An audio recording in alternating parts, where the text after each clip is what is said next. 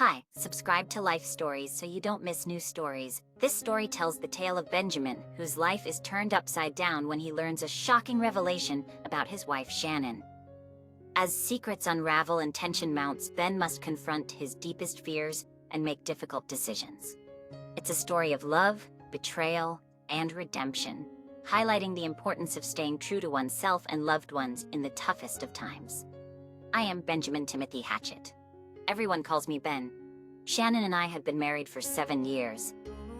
I loved Shannon and had treated her the best I could for 7 years. 3 of them dating, 4 of them married. But there are always issues. I was not happy with the way our marriage had evolved over the years. I had been brooding about my marriage even before the photo came. Things with Shannon just hadn't been right for about 6 weeks. The last few days had been especially tense, and I was pretty sure her sister Nita was right in the middle of it. And then I got the photo. I was out of town on a job, a bigger one than usual. The main chilling unit at Purdue University went down and their crew couldn't fix it. Fraser HVAC, the company I work for, has 2 high-level engineers who handle emergencies like this. And it was my week on call. So I had driven the 4 hours to West Lafayette on Tuesday, and I was still there on Thursday. Around 9, we finally got the problem solved. I grabbed dinner at a campus place and was in my hotel room by around 10 or so, thoroughly wiped out. I sent Shannon a quick text saying I was going to sleep. We'd finish up testing the system the next morning, and I'd see her on Friday around dinner time. I took a quick shower and was getting ready for bed with ESPN on in the background when I noticed a text from Roland Bruton, my best friend at Fraser. It said, "Sorry about this. Took this tonight at the castle. Give me a call if you want to talk." And there was a photo attached. It was of a couple in a restaurant at a table for 2. They were leaning forward towards one another, their elbows on the table, their 4 hands clasped together between them, their eyes focused intently on each other. The woman was my wife, Shannon. The guy was Eric Chesterton, one of her co-workers at the OSU library. I'd never liked Eric, who was a kind of nerdy guy, but I certainly hadn't suspected him of cheating on my wife. If anything, I had been worried about Shannon and I lately, but I never realized she was having an affair with someone else. I knew if I just sat there, I'd only get more and more furious. So I turned off the TV and called Roland. "Hey man," he said, "sorry to mess up your Thursday night." Yeah, and here I was, working in West Lafayette. I paused. "Well, Roland, I guess you should tell me what you saw." He said, "Emily and I went out for an early dinner, and we were just about finished when we saw them. They were on the other side of the restaurant." She spotted them first and said, "Oh damn, Ro, that isn't Shannon." "Is it Shannon?" So I looked, watched for a minute, and then took that picture. They didn't kiss or do anything like that, didn't feed each other off their plates or anything disgusting like that. They were just serious, focused on each other, like in the photo." He sighed. "I'm really sorry. Did you see them leave? Any idea if they went off together or where?" He said, "We watched from our car in the parking lot for a few minutes, but they didn't come out. Finally, we just left and I texted you the photo. Sorry we didn't wait, but it looked like they had just gotten their drinks, hadn't even eaten yet, so it was gonna be a while." There was silence. I guess he had no idea what to say to me any more than I did to him. Finally he said, "I know this. Emily wanted me to say she sends you a big hug. She's furious at Shannon, and I am too, though it hasn't sunk in yet. I'm pretty sure I'll be spitting in a few hours. Did the Purdue job get finished? When can you come home? Yeah, we're testing it in the morning, and then I'll drive back 4 hours in the car to cool down and remind myself not to kick her." He laughed. There was no way I'd ever kick Shannon, and Roland knew it. "Listen, man, Emily and I were talking. This may be premature, but if you need a place to crash, we've got a guest room, and it's all yours. You know the Rugrats would love having you around." "Thanks, Roland. Much appreciated. I have no idea what I'll do, but I'll keep it in mind. It just hasn't sunk in yet, you know?" We talked quietly for a couple more minutes, and then I got off the phone. I turned off the light, lay down, and was out almost instantly. No marriage is perfect, right? As I said, I loved Shannon and had treated her the best I could for 7 years, 3 of them dating, 4 of them married. but there are always issues. From what I've read, the two big ones are money and sex. Luckily for us, we were fine on those. Neither of us was a spendthrift, and sex was still as important to both of us as it had been in our first few months together. It was definitely more routine now, not as surprising or intense, but Shannon reached for me nearly as much as I did for her. No, for us it wasn't money or sex, it was Nita. She was 35, which made her about 4 years older than me, and Shannon, for that matter. Her husband Alex was no day at the beach either. He was a pretty boy lawyer who thought his didn't stink, but at least I didn't have to see him as much. Shannon adored her big sister. Anita was at our house constantly, full of advice on how we should do things. Oh, Shannon, it would make much more sense to put the dishes in that cabinet and move the spices over here. Ben's really still cooking on a gas grill? Charcoal is so much better for the flavor of the meat. Pearl, that green chair has got to go. It's just so trailer park. You get the idea. It drove me nuts that Shannon would never tell her to take a hike. But I guess that's how it is with little and big sisters, at least sometimes. The worst, and I'm sparing you the long catalog of Nita's other sins, was the way she ran me down, always behind my back. When I was in the room, she was sickly sweet, going on and on about how good I was to Shannon, how thoughtful, how wonderfully handy I was around the house. Poor Alex couldn't even change a light bulb, etc. But I had heard her put me down more than once when she thought I was somewhere else. One time, she was having coffee with Shannon in our kitchen, and I quietly came in the back door from a run. Shannon, you know I love you, baby, but Ben is, well, he's just a bit crude. Nowhere near as handsome as Christopher or even Tom. He has a college education, so what is he doing working with his hands? Honestly, you could have done so much better. I couldn't believe it, and we had been married for nearly 2 years at the time. Nita was still bringing up Shannon's old boyfriends. Another time, I overheard her say, "You're certainly not gonna have children with him, are you?"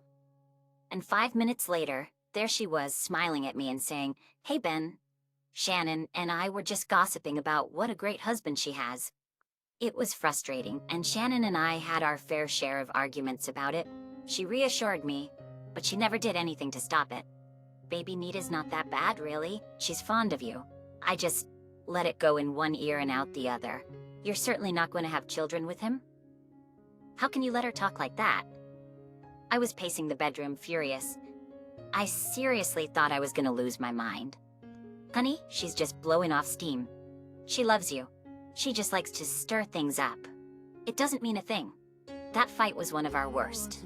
I spat out a few choice words, stormed out of the house, and was gone for 6 hours, mostly spent venting to my friend Raphael, the bartender at Bombs.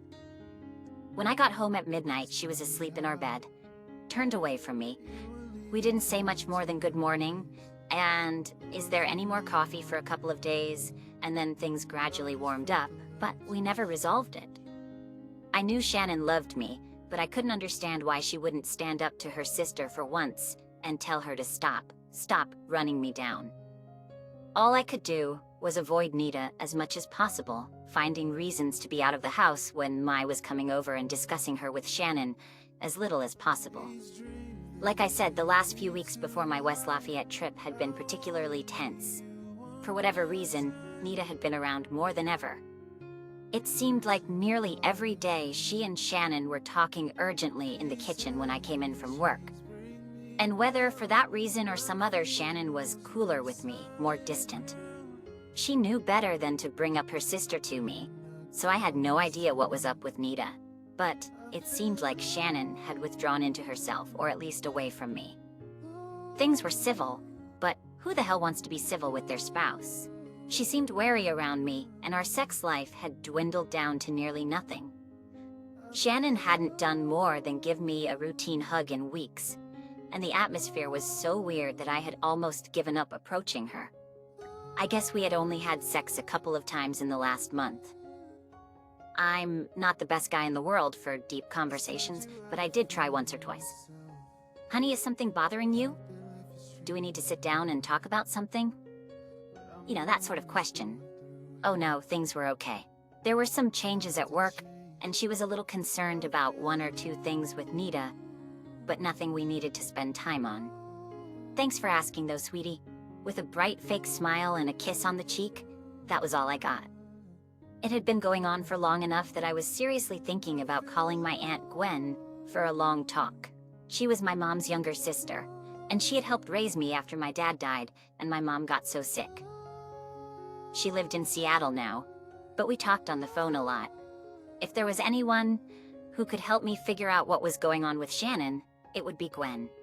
I decided to give her a call on the weekend after I got back from Purdue, and then Roland sent me the photo update on Friday morning. I managed to put the whole situation aside and focus on work, testing the system, making sure it could handle the load, and getting out of Dodge.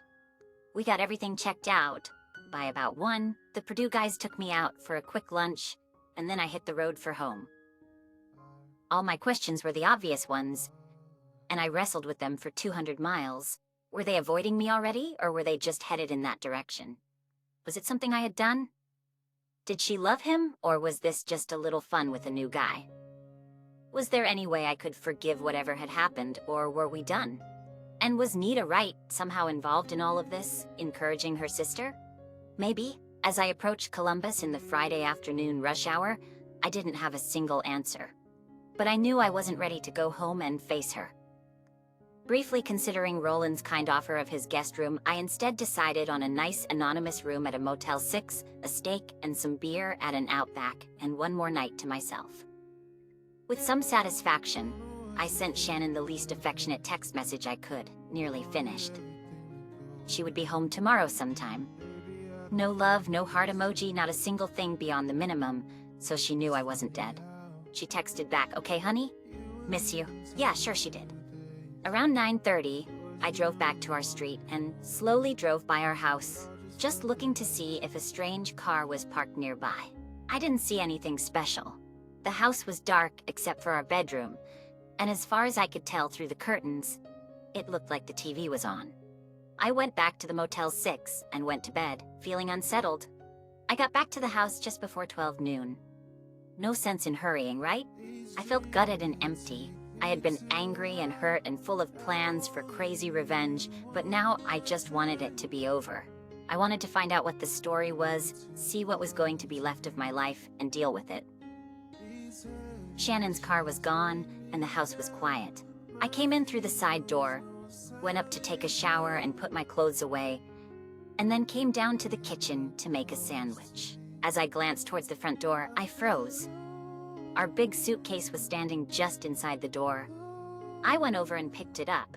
It was full. I'm not sure how long I had been standing there. I had been standing there just staring at it when I heard the side door open and Shannon came in. She said, "Hi, baby," but really quietly with a funny sort of half smile, and came over to give me a hug. It was a warm, gentle hug with a kiss on the cheek, like the kind you give your grandma when she comes to visit. Not like the kind you'd give your husband, who had been away all week for work. I just stared at her. I truly had no desire to yell and scream. I just wanted to know what was going on. She led me by the hand back into the kitchen, and we sat facing each other at the table. "You must be tired, Ben. Have you eaten? Can I make you some lunch?" I replied, "I'm okay." I just watched her face.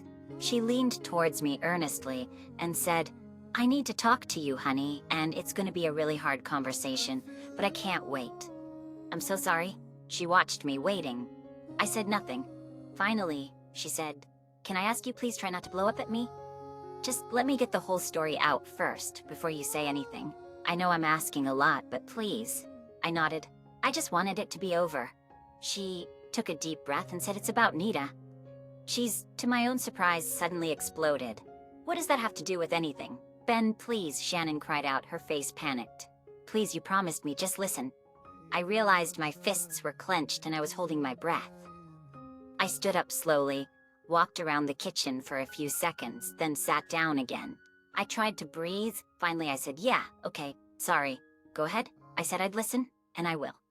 What difference would it make, right, if she wanted to begin with some irrelevant story about her sister? It just meant I'd have to listen that much longer. She started again, looking at me warily. "You know, I've been spending a lot of time with her lately." I figured you could see how tense it was making me. "Things have gotten really bad with Alex." She thought he had been cheating on her, and about a month ago, she caught him in his office on his desk with one of his paralegals.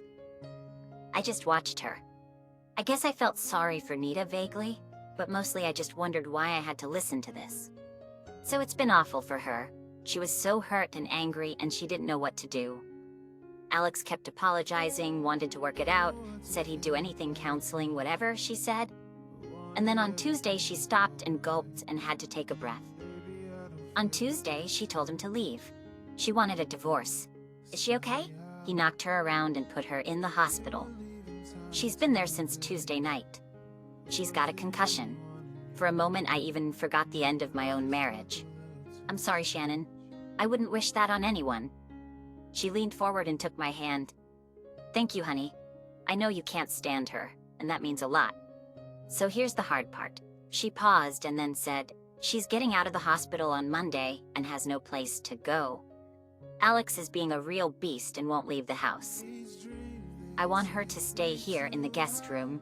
Probably for 2 or 3 weeks. I'm going to use some sick leave and work part-time a little and take care of her.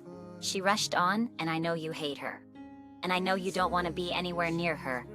But she needs me, and she has nowhere else to go. Please, Ben. Her life is falling apart, and I'm her only sister. Shannon, you're right. She's not my favorite person, but that doesn't matter now. Of course she can stay with us. Did you really think I would say no? She jumped up and ran around the table, plopping herself on my lap, twining her arms around me, gazing into my eyes. Her face was shining with happiness. Oh, thank you, baby. Thank you, she kissed me. It won't be so bad, you'll see. I'll take care of her, and we'll stay out of your way. And I promise I won't ever let her put you down, not even once. No more of that ever. She was so happy, and I just couldn't help myself. I pulled her tightly to me, my head over her shoulder, and I nearly started to cry just for a minute. And then I pulled myself together. I eased her off my lap and onto my chair, and I walked to the sink and got myself a glass of water. I really couldn't stand to wait any longer. Okay, Shannon, can we please just get to the rest of it? Let's just get the whole thing done, whatever it's gonna be. All right, she looked at me puzzled, and I said, really, you're not gonna be honest with me at least, honey? I have no idea what you mean. What is the rest of it? I pulled out my phone, scrolled until I found the picture Roland had sent me, and shoved it in front of her face.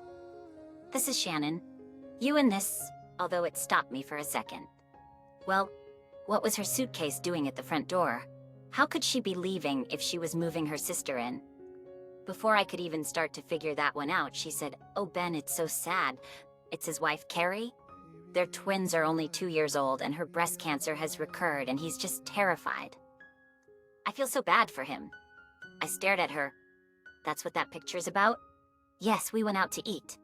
You really needed to talk about it. Her prognosis is totally up in the air right now. She looked at me a second. Did you think this was... Oh my God, did you think this was a romantic dinner? That's sure what it looks like, doesn't it? I didn't even try to keep my voice level. And Roland and Emily Bruton certainly got that impression. They're both ready to kick you. Before I could say anything else, do anything else, she grabbed me and hugged me as hard as she could. Benjamin Timothy Hatchett, you are the only man I've loved or even thought about in 7 years. Eric is a friend whose wife may be dying. I gave him a shoulder to cry on when he needed one. That's all. I was finding it a little hard to breathe. And now not just because she hadn't let go of me. Then what's with all the tension around here the past few weeks? We haven't been talking. We've hardly been making love. I've been so worried about Nita, baby, and, I couldn't talk to you about that. You get disgusted just hearing her name, so I've been carrying it all around inside me. I'm sorry I've gotten so distant.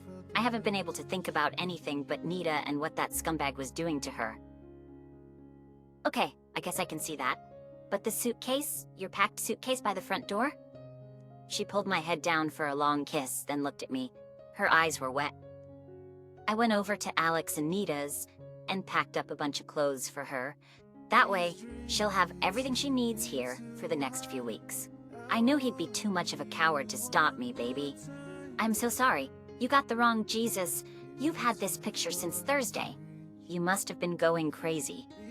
Not letting go of my hand, she pulled me towards the stairs. "There's something I think we need to take care of right now." Into the bedroom, clothes off, kisses, tears, hugs, and making sweet love to the love of my life. We lay there sleepily, touching each other, talking a little. Eric?" Her voice was soft and loving, teasing. "You saw the picture, babe. Ro and Emily got the same idea. I hate that his wife has cancer. That absolutely sucks. But I thought my marriage was over. I think one cheater in the family is more than enough," she said, torn. Epilogue: I'll be damned if it didn't totally stop Nita. She was like a different person. I guess not so surprising, given what she'd just been through. What she was grateful as hell to be at our house, and kept telling Shannon what a prize I was.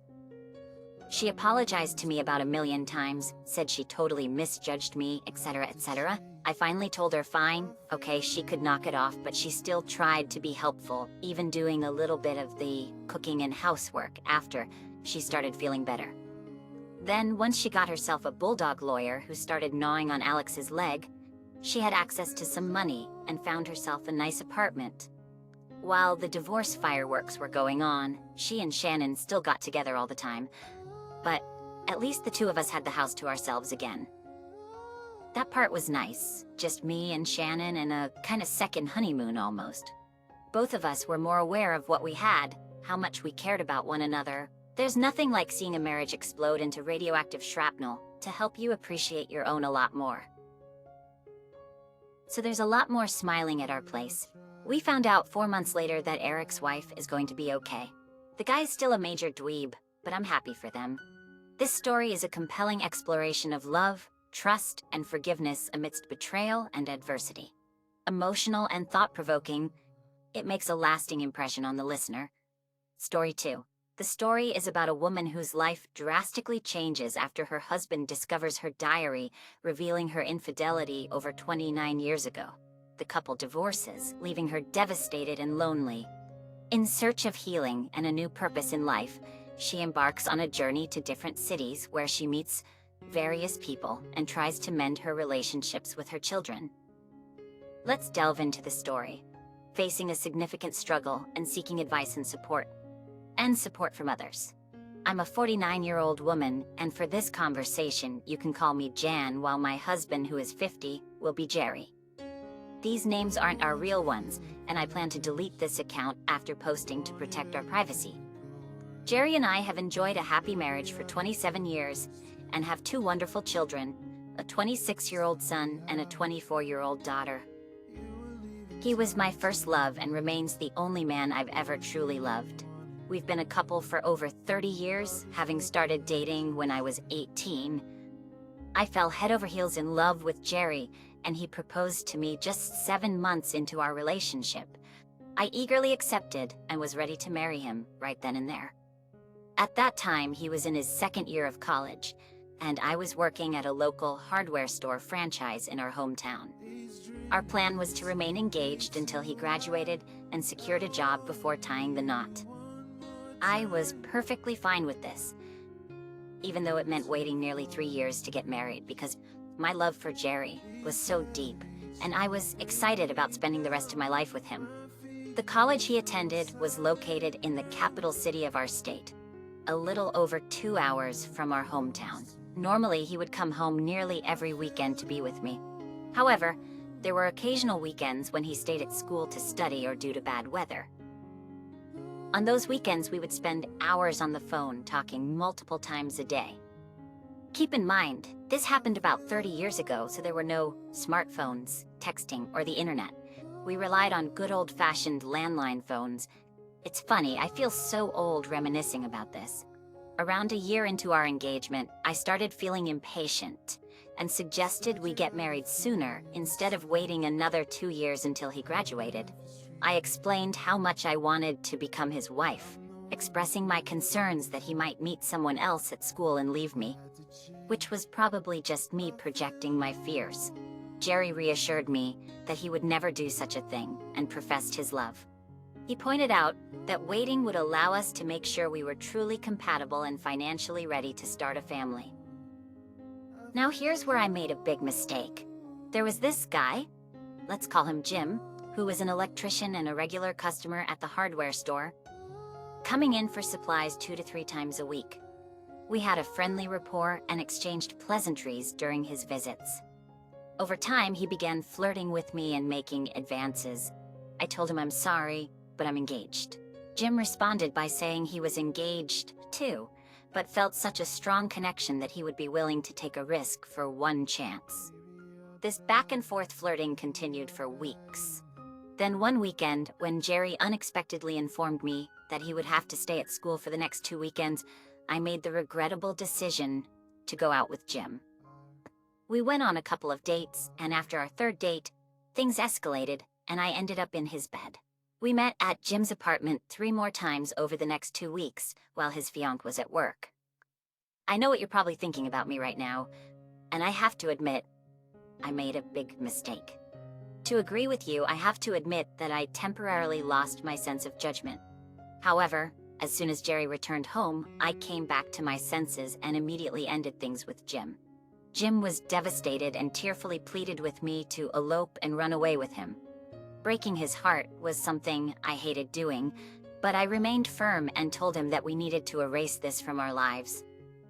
I made it clear that we were both engaged and Jerry was the love of my life.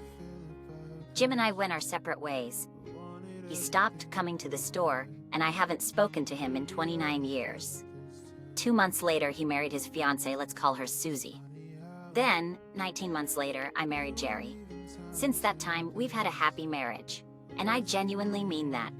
We had a traditional marriage with Jerry as the provider, protector, and an excellent father, while I took care of the family, managed the household, and was a devoted stay-at-home mom. We loved our lives and had what most would consider an ideal marriage. However, all of this was shattered 3 days ago due to my carelessness. Now here's the backstory.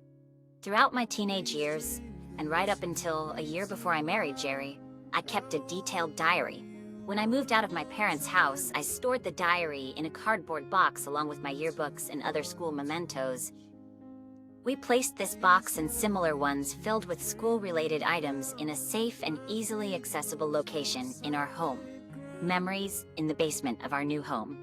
Those boxes remained in the same spot in our basement for more than 25 years without anyone touching them. Honestly, I completely forgot about the contents of those boxes, including the fact that my diary was in one of them. Then, this past Saturday, Jerry decided it was time to tidy up the basement and transfer everything from those boxes into plastic storage bins. He spent the entire morning cleaning down in the basement. When he finally came upstairs, he didn't say a word and headed down the hallway. I assumed he was just tired and was going to take a shower. He went into the bathroom and stayed there for a good 45 minutes. I checked on him and he told me he was fine just reading. Little did I know what he was actually reading was my diary, which he found in one of the boxes. After he emerged from the bathroom, he walked right up to me holding the diary and said, "Look what I found." His face was filled with disgust and anger like I had never seen before. He then opened the diary and began reading the pages where I had written about Jim. I immediately asked him to stop and assured him I could explain, but he continued to read. I started crying and begged him to please stop, but he kept reading, growing increasingly agitated and speaking louder as he read on. When he finished reading, I attempted to speak, but he interrupted me, saying, "Go pack a bag." I asked him why, and he replied firmly, "You're going to your parents." I didn't want to upset him further, so I went ahead and started packing. After I finished packing, I attempted to talk to him, but he simply said, "Leave." I pleaded with him to listen to me, but he refused. I tried to go down on my knees, hugging his legs and begging, but he continued to insist that I leave. By this point, his face had turned red and veins were bulging from his forehead. I had never witnessed him so furious. He has always been a composed and level-headed person. I left the house and drove to my parents' place. Once there, I explained what had transpired to them. They were taken aback and disappointed. My parents, both 81 years old, hold Jerry in high regard, considering him like a son. I clarified that what had occurred happened over 29 years ago, and I had remained faithful throughout our marriage. They were deeply upset, and the shock left them unable to speak. I made numerous calls and sent texts to Jerry throughout the night, but he never responded. The following morning, I received a call from my daughter, who began yelling at me, questioning how I could do such a thing to her dad. She mentioned that her father had a video call with her and her brother the previous night, during which he sent them a file containing the crucial pages from my diary. I felt embarrassed and tried to explain the situation to my daughter, but she wasn't receptive and hung up. I then attempted to reach her son, but he didn't answer my calls and disregarded my texts and voicemails. I also made numerous attempts to contact Jerry, but he remained unresponsive. I went back to our house and stayed there the entire afternoon, but he never returned. Eventually, I went back to my parents' house. A little after 4 p.m., I received a call from Jim's wife, Susie. Susie began using profanity, hurling terrible insults at me, and warned me to steer clear of her if I knew what was best for me. I attempted to engage in a conversation with her, but she too abruptly ended the call. Later that night, a good friend of mine called and informed me that Jerry was at a popular local bar, openly discussing the affair with everyone. I was devastated because this was entirely out of character for Jerry. My friend mentioned that he seemed intoxicated and not like his usual self, which greatly worried me because Jerry rarely ever drinks, typically having only 2 or 3 drinks in a year. I was extremely anxious and began calling and texting him repeatedly, but he remained unresponsive. I returned home and decided to wait for Jerry to come back. A little after 9 p.m., a friend of his dropped him off in our driveway. As soon as he entered the house, I embraced him tightly. Initially, he didn't respond, but eventually he started hugging me back and we began talking. I could smell alcohol on him and he was in tears, questioning, "How could you do this to me?" I expressed my profound regret and explained that it had been a colossal mistake, emphasizing that it had occurred almost 30 years ago. He claimed that our life had been built upon a falsehood. He went on to berate himself, expressing anger at feeling deceived by a loser of a man and a terrible wife. After making these remarks, he became highly agitated once more and instructed me to leave. I pleaded with him to let me stay, expressing my concern for his well-being. He calmly requested that I depart and allow him a week to contemplate matters before returning home. Despite my pleas for him to stay, I ultimately left in tears. During the following week, I sent him heartfelt daily texts expressing my profound remorse and love, but he never responded. According to information from several friends, Jerry and Susie were spotted multiple times going out for drinks during this period. I'm uncertain whether they were merely meeting to exchange information or if they were engaged in a retaliatory affair. All I can say is that I feel an overwhelming sense of guilt for what I did to Jerry. I learned that Susie kicked Jim out and was planning to divorce him. He is devastated and emotionally shattered. There have been rumors circulating that Susie has been involved in infidelity for years, and the person who informed me believes she might be using the diary as a pretext for divorce due to Jerry and Susie. Nearly everyone in our town, which has a population of 3,600, now knows about the affair. Feedback I've received suggests that most people find Jerry and me reprehensible, but feel that we should be forgiven since this all transpired nearly 30 years ago. For now, I'm staying at my parents' house, anticipating my return home next week to be with Jerry. I understand his pain, but I believe he's reacting excessively. I hope that over the next week he will come to his senses, and both of us can begin the healing process. What advice can you offer on how to best handle this situation? I acknowledge that my actions were terrible, but I believe Jerry has blown this out of proportion. The affair occurred almost 3 decades ago, and since then we've had a wonderful marriage and family. He feels that our life was constructed on deceit, which I disagree with. I've followed the advice of many by letting my husband take all the time he needs, assuring him that I'll be here when he's ready to have a conversation. It has been a few days and I haven't received any word from him, but mutual friends have reported seeing him and mentioned that he appears to be doing well. I also want to emphasize that I have never reconnected with or had any contact with Jim since we put an end to our affair. Furthermore, I want to make it crystal clear that I have remained completely faithful throughout our entire marriage. and the thought of cheating on my husband has never crossed my mind, except for that regrettable 2-week period with Jim. Lastly, my relationship with my kids is strained at the moment, particularly with my daughter, who has been unkind. She unexpectedly decided to order ancestry kits for the family and called me with a hint of sarcasm, inquiring if there was anything I wished to disclose before proceeding with the order.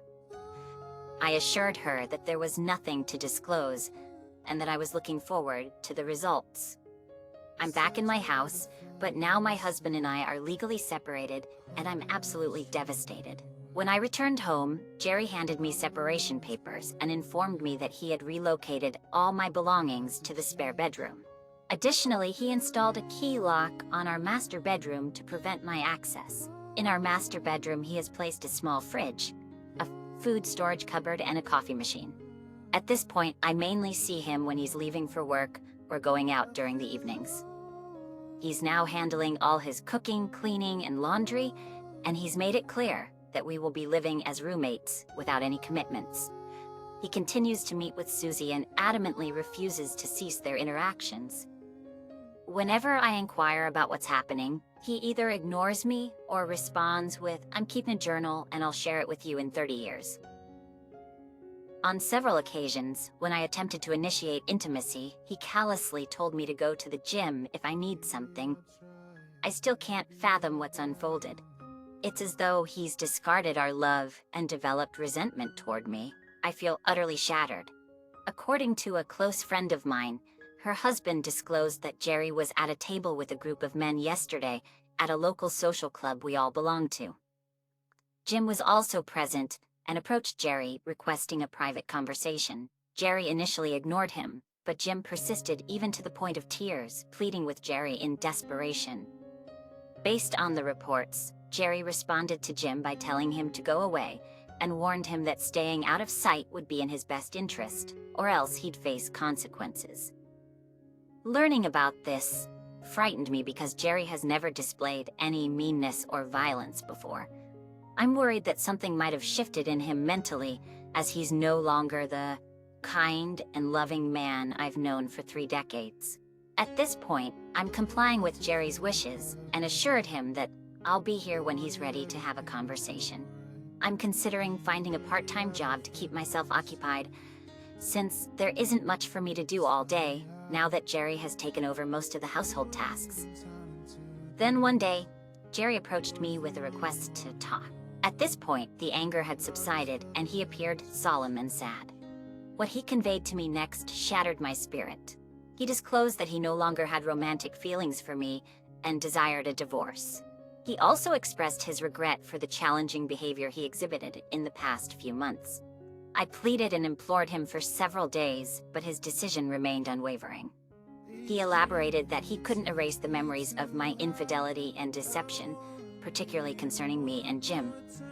Following this, he informed me that he had requested a transfer to the Tampa office and would be relocating closer to his parents in Sarasota, our daughter in Orlando, and son in Atlanta. This news left me utterly devastated. To cope with this situation, I've been attending therapy sessions 3 times a week, and it has been beneficial. My therapist explained that the discovery of the affair has fundamentally altered my husband, and he is no longer the same person.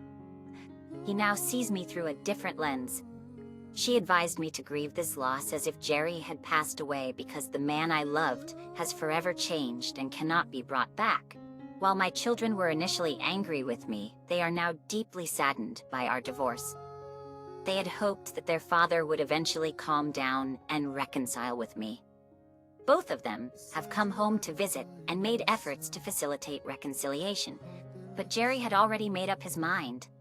My parents are feeling nothing but sadness and despair due to this situation. As mentioned earlier, Jerry was like a son to them, and he provided a lot of support. I've been trying to persuade them to move to Florida, but they are resistant to the idea. They insist on staying in our hometown, even though most of their friends have passed away. I'll continue to work on them because living closer to my kids and Jerry would make me feel much better. On a positive note, I'm planning to visit my son in Atlanta and my daughter in Orlando during the holidays, which will keep me away for 2 months. While I'm there, I had also planned to visit my former in-laws in Sarasota. Surprisingly, when Jerry learned about my trip, he called and invited me to stay at his new place outside Tampa. I immediately accepted his offer. I hope that this might be an opportunity for us to reconcile. I believe he still loves me and misses me greatly, as both my daughter and son have told me. I think he needed to distance himself from this town and the painful memories, and his affair and divorce were a way of punishing me. Now that he's done that, I believe he realizes that our love is enduring, and we are meant to be together. Regarding Jim and Susie, they have also divorced. I heard that Susie was quite upset about Jerry's move, as they had become close and he had supported her through her divorce. She insists they were just friends, and Jerry has never admitted to anything. But I've heard they had a passionate affair for several months before Jerry relocated. She has already visited him in Florida, and this really pains me deeply. If having an affair was what Jerry needed to work through his feelings and find healing, I suppose I can accept it. I'm burdened with immense regret for my foolish affair and feel incredibly foolish for not getting rid of that diary when I had the chance nearly 29 years ago. I even considered shredding it back then, but ultimately chose to keep it, shaking my head and kicking myself for that decision. This story captivates attention with its deep and multifaceted portrayal of human relationships and emotions. It offers readers an immersion into the complex moments of the protagonist's life, allowing them to feel her pain, fears, and hopes. The breakdown of the family marriage after the discovery of a past secret evokes strong sympathy, while the protagonist's journey towards healing and inner reconciliation opens up important themes of self-discovery and forgiveness. Additionally, the story reminds us that mistakes and the spreading of secrets can have far-reaching consequences. But even in the darkest times, there is room for hope and opportunities for growth. It's an inspiring and thought-provoking journey that prompts reflection on the nature of human relationships and the power of forgiveness.